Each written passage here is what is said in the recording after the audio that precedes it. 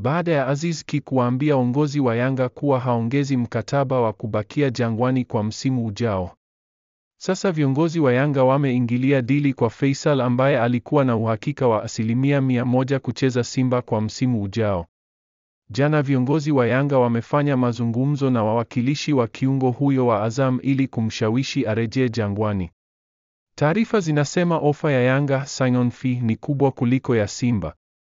Mwishoni mwa msimu huu Yanga wanatarajia kumuuza Aziz Ki, lakini bado Pacome hajasaini mkataba mpya, hivyo Yanga wanamuona Fei kama mbadala sahihi. Fei ana ofa 3 tofauti kutoka nchini mpaka sasa: ofa ya mkataba mpya kutoka Azam, ofa kutoka Simba na ofa kutoka Yanga. Pingamizi pekee la Fei kurudi Yanga liko kwa mama yake mzazi, la taarifa zinasema Yanga wako tayari kuomba msamaha.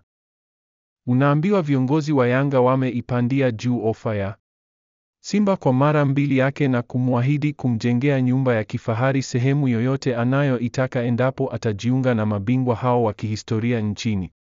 Faisal anakuja kuwa mbadala wa Aziz Ki ambaye atatimkia Wydad Casablanca ya nchini Morocco. Aziz Ki ameuambia uongozi wa Yanga kuwa yeye malengo yake ni kucheza FIFA Club World Cup 2025.